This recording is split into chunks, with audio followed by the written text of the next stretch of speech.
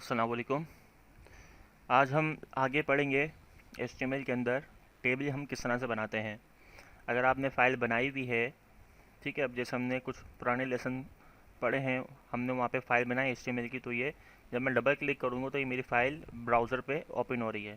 लेकिन मैं ये चाहता हूँ कि मेरी जो फ़ाइल है ये सॉफ्टवेयर पे ओपन हो, तो आप इसके लिए ये करोगे, आप फाइल पर राइट क्लिक करोगे ओपन विथ। अब यहाँ पे नज़र नहीं आ रहा हमारा सॉफ्टवेयर, तो आप यहाँ पे जाओगे, चूज़ अनदर ऐप, इस पर क्लिक करोगे। यहाँ से आप मोर ऐप पे क्लिक करके नीचे आओगे तो आपको यहाँ पे विजुअल स्टूडियो मिल जाएगा। फिर आप जब ओके करोगे तो ये फाइल आपकी सॉफ्टवेयर पे ओपन हो जाएगी, और फिर जब आप नेक्स्ट टाइम आप करोगे ओपन विथ, तो यहाँ पे आपका सॉफ्टवेयर भी आ रहा होगा। ठीक है, तो आज हमने पढ़ना है टेबल। तो यहाँ से हम करते ये हैं कि मैंने इस फाइल की कॉपी ली और इस फाइल का नाम मैंने बता दिया लेसन नंबर 3, और राइट क्लिक करूँगा, ओपन विथ करके मैं यहाँ से सॉफ्टवेयर में फ़ाइल को ओपन कर लूँगा। यहाँ से सारा कोड मैं डिलीट कर दूँगा ऐसे, और यहाँ पे मैं तमाम वही चीज़ें दोबारा लिखूँगा, डॉक टाइप HTML।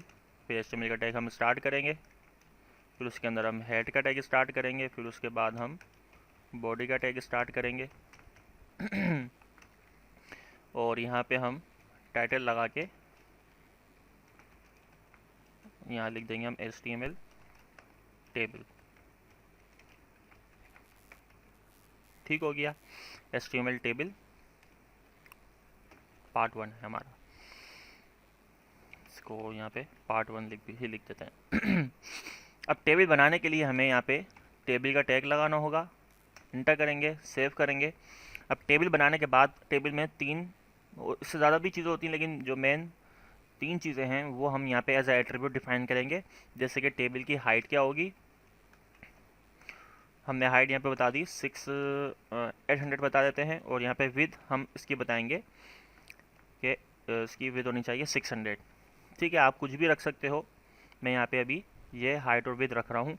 और टेबल का बॉर्डर भी होता है ताकि हमारा जो टेबल है वो उसका एरिया नज़र आए, तो बॉर्डर 1 पिक्सल। सेव करूँगा मैं, यहाँ से हम फाइल पे आएंगे, फाइल को डबल क्लिक करके रन करते हैं, तो यहाँ पे देख सकते हो आप कि यहाँ पे एक एरिया आ रहा है जिसपे इस तरह से बॉर्डर लगा हुआ है, तो ये टेबल का एरिया है। तो उसको हम सही कर लेते हैं, थोड़ा सा ये गलत सा आ रहा है, इसको हम 800 कर लेते हैं इसको हम 600 कर लेते हैं ताकि हमारे पास विथ ज़्यादा हो, हाइट कम हो। थोड़ा सा मैंने जूम किया इसके अंदर ताकि हमें सही से नज़र आए। तो अभी आप देख सकते हो कि सिंगल बॉर्डर हमारे पास आ रहा है, यानी ये टेबल का एरिया है कि टेबल इतने एरिया में बनेगा। अब टेबल में क्या क्या चीज़ें होती हैं, टेबल में होता है रो, कॉलम, तो उसको हम बनाएंगे। तो रो बनाने के लिए सबसे पहले आपने यहाँ पे TR को लिखना होगा, और TR में आप बताओगे 1 टाइम TD, तो इससे आपके पास एक रो क्रिएट हो जाएगी। सेव करूँगा, यहाँ के रिफ़्रेश करूँगा Ctrl+R से, तो देखो अब ये जो लाइन है वो डबल हो गई। क्यों? क्योंकि टेबल के अंदर एक रो बन गई है, और इसका जो साइज़ है वो ऑटो है। यानी कि अगर आप कोई भी सेल बनाते हो, मिसाल के तौर पे हम एक और रो बना लेते हैं सेव करूँगा, रिफ़्रेश करूँगा, तो ये ऑटोमेटिक खुद डिवाइड कर देगा इक्वली। ठीक है, अगर आपको कॉलम बढ़ाने हैं तो आप TD को इंक्रीज़ करोगे, तो आपके पास उस रो में कॉलम की क्वांटिटी जो है वो इंक्रीज़ हो जाएगी इस तरह से। ठीक है, अगर आपको रो चाहिए तो क्या करोगे, ये पूरा कोड आप कॉपी करोगे, उस रो में आपको कॉलम चाहिए तो TD को आप जो है वो इंक्रीज़ कर दोगे। अच्छा, TR का मतलब क्या है, अब यहाँ पे मैं कमेंट देना चाह रहा हूँ अपने कोड पे। हम कमेंट क्यों देते हैं, ताकि जो भी डेवलपर है, हम डेवलप कर रहे हैं, या कोई और डेवलपर देखे तो उसको पता चले कि हमने जो कोड लिखा है वो किस वजह से लिखा है और इसका क्या मकसद है। तो यहाँ पे हम कमेंट देते हैं। तो कमेंट देने के लिए आपके पास यहाँ पे मौजूद है, इस तरह से हम लिखेंगे markup exclamation mark 2 time slash dash आप लगाओगे, तो यहाँ पे आपके पास ये कमेंट का इस तरह से आ जाएगा। ये आप कंट्रोल के साथ क्वेश्चन मार्क बटन प्रेस करोगे तब भी आपके पास ये कमेंट ऑप्शन आ जाएगा। तो यहाँ पे मैं लिख देता हूँ TR का मतलब है टेबल, रो, और TD का मतलब है टेबल डेटा भी कह सकते हो, या आप टेबल कॉलम भी कह सकते हो, यानी कि जिसमें आपका डेटा आता है। ठीक है, लेकिन इसका जो एक्चुअल जो है वो टेबल डेटा है, आप टेबल कॉलम भी कह सकते हो अगर कन्फ्यूजन हो रही है। ओके, ठीक है, तो इसी तरह हम जितने कॉलम चाहें, जितनी रो चाहें हम बना सकते हैं। यहाँ से मैं इसको मज़ीद और इंक्रीज़ करता हूँ, 4 में बना देता हूँ रो 3 कॉलम के साथ। अब यहाँ पे मुझे किसी की हाइट कम करनी है या हाइट ज़्यादा करनी है तो मैं ये भी कंट्रोल कर सकता हूँ। अब अगर मुझे हाइट बतानी है सेल की यानी कि रो की, तो आप टीआर के अंदर हाइट बताओगे। मैंने यहाँ पे हाइट लिखा और यहाँ पे मैंने हाइट बता दी 20। तो देखो 20 पिक्सल ये स्मॉल हो जाएगा। 100 लिखूँगा तो 100 पिक्सल के हिसाब से ये साइज़ इसका हो जाएगा। इसी तरह अगर मैं उसके सेकंड वाले की मैं थोड़ी सी हाइट ज़्यादा रख देता हूँ और 300 रख देता हूँ तो मैं 300 भी यहाँ पे यूज़ कर सकता हूँ। अगर आप यहाँ से जो हाइट यहाँ पे मौजूद है इससे कम अगर आप हाइट देते हो तो फिर होगा ये कि बाकी जो हाइट बचेगी वो खुद उसमें इक्वली जो है वो डिवाइड कर देगा, जो आखिरी बचेगा उसमें कर देगा। अगर आप कोई भी हाइट दे रहे हो या तो आप 600 के करीब दो या फिर 600 से आप अबव दो, 600 से कम नहीं देना, वरना फिर वो ऑटो एडजस्ट करता है तो वो कहीं ना कहीं एडजस्टमेंट जो है वो एडजस्ट कर देगा और उससे आपका काम आपके मर्ज़ी के मुताबिक नहीं बन रहा होगा। तो अभी हमने 400 दे दिए है। अब यहाँ पे हम आते हैं, यहाँ पे भी मैं हाइट दे दूँगा। हाइट में यहाँ पे दे देता हूँ 200 पिक्सल। 200 पिक्सल ये हो गया। ठीक है, अब बाकी कितना बचा, ये हो गया 5 6। अब देखो 600 पूरा हो गया। अब बाकी जो नीचे सेल आ रहा है वो देखो बिल्कुल बारीक हो गया है, पतला सा हो गया है, क्योंकि बाकी ऑटो एडजस्ट करने के लिए उसके पास कोई हाइट बची नहीं। अब मैं जब इसके अंदर हाइट अपनी बताऊंगा 100 पिक्सल तो वो 100 पिक्सल उसको उतना ही बड़ा कर देगा। ठीक हो गया। तो इस तरह से हम हाइट और बता सकते हैं।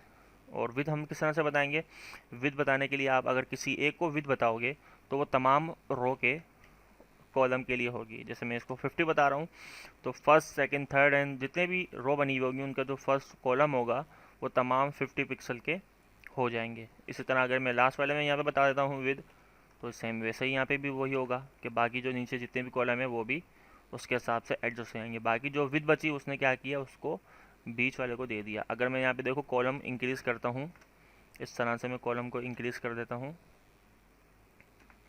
तो फिर ये क्या करेगा, सेव किया रिफ्रेश किया तो इस स्पेस को इसने बराबर डिवाइड कर दिया इन दो कॉलम के लिए। ठीक है, तो इस तरह से ये ऑटो एडजस्ट करता है। और अगर मैं इसके अंदर टेक्स्ट लिखना चाहता हूँ तो आप टेक्स्ट भी लिख सकते हो। टेक्स्ट लिखने के लिए आप सिंपल टीडी के दरमियान में लिखोगे जो भी आप टेक्स्ट लिखना चाह रहे हो। मैं लिखता हूँ हेलो वर्ल्ड, सेव करूँगा रिफ़्रेश करूँगा यहाँ पे आ जाएगा। और दोबारा मैं यहाँ पे लिख देता हूँ हेलो वर्ल्ड, यहाँ पे भी लिख देता हूँ और यहाँ पे भी लिख देता हूँ और यहाँ पे भी लिख देंगे। ये याद रखना कि टीडी का जो टैग है उसके मिड में आपका टेक्स्ट मौजूद होना चाहिए तो फिर आपका नज़र आएगा। अगर आपने बाय मिस्टेक टीडी से बाहर लगा दिया है तो वो आपके बिल्कुल टेबल से बाहर आएगा, क्योंकि वो किसी चीज़ का हिस्सा नहीं है। अगर आपने यहाँ लिख दिया तो ये तो कोई लिखने की जगह ही नहीं है, तो ये फिर टेक्स्ट आपका शो नहीं होगा। ठीक हो गया। अब यहाँ पे मैंने जो टेक्स्ट लिखा है मैं इसकी अलाइनमेंट चाहता हूँ कि जो ये टेक्स्ट है मेरे सेल के बिल्कुल मिड में हो या टॉप पे हो या बॉटम राइट पे हो, तो मैं अलाइनमेंट भी दे सकता हूँ टेबल के अंदर। तो मैं इसको यूज़ करता हूँ यहाँ पे सेपरेट, ताकि अच्छे से जो है वो अलग से आपको समझ में आए। अब यहाँ पे एट्रीब्यूट हम यहाँ पे यूज़ कर सकते हैं। अच्छा, यहाँ पे भी यूज़ कर सकते हो, मैं यहाँ पे इसलिए यूज़ नहीं कर रहा क्योंकि यहाँ पे ऑलरेडी हाइड विद इस तरह से चीज़ें यूज़ हुई हुई हैं तो उसमें कन्फ्यूज़न ना हो, इसलिए मैंने उसको यहाँ पे सेपरेट लगा के आपको समझा रहा हूँ।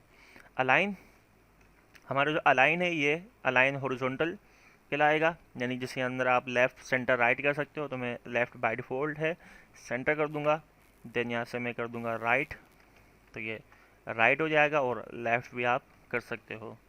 इसी तरह अगर आप चाहते हो कि वर्टिकली अलाइनमेंट आपने देनी है टेक्स्ट को, तो वर्टिकल अलाइनमेंट के लिए आपने वी अलाइन यूज़ करना होगा। और वी अलाइन के अंदर आपके पास टॉप मौजूद है और मिड मौजूद है, मिडिल में आ जाएगा, और आपके पास बॉटम भी मौजूद है। ठीक है, और अगर आप दोनों यूज़ करना चाह रहे हो तो दोनों भी यूज़ कर सकते हो। मैं इसमें यूज़ कर लेता हूँ। मैं वर्टिकल अलाइनमेंट देना चाह रहा हूँ, हॉरिजॉन्टल पे अलाइनमेंट देना चाह रहा हूँ, तो आप वो भी यूज़ कर सकते हो। मैंने कहा सेंटर और इसके आगे मैंने वी अलाइन लिखा और यहाँ पे मैंने दे दिया बॉटम, तो ये वर्टिकली बॉटम आ गया और हॉरिजॉन्टली सेंटर में आ गया।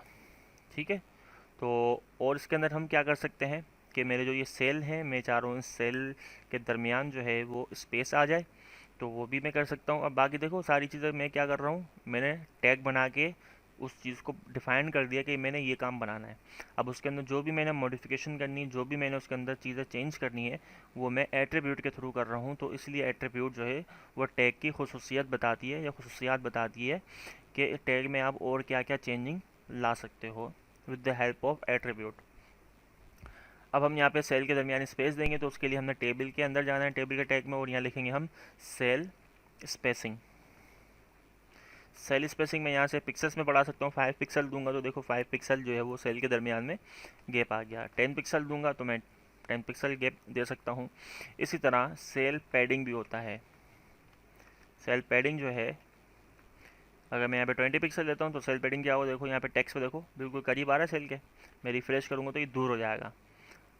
पैडिंग, आई थिंक स्पेलिंग गलत लिख रहा हूँ मैं, सेल पैडिंग कैसे होगा, ठीक है। तो ये स्पेस आ गया। 20 पिक्सल आपका जो वर्क है वो दूर हो जाएगा आपके सेल से, क्योंकि अब मैंने गैप ऐड कर दिया। स्पेसिंग जो है सेल के आउटसाइड वर्क करेगा, यानी कि एक दूसरे सेल को दूर करेगा, और जो पैडिंग है वो इनसाइड जो सेल के काम हुआ वो होगा, वो खुद से उसको दूर करेगा। यानी कि अंदर से गैप लाने के लिए आपने सेल पैडिंग को यूज़ करना है, और बाहर से सेल के बाहर से स्पेस लाने के लिए आपने सेल स्पेसिंग को यूज़ करना है। तो आई होप आपको टेबल के ये कुछ चीज़ें समझ में आई होंगी। ये टेबल का पार्ट 1 था। पार्ट 2 में हम फिर कुछ और इसकी चीज़ें मज़ीद देखेंगे। तो मिलते हैं नेक्स्ट वीडियो में। अपना ख्याल रखिएगा। अल्लाह हाफिज़।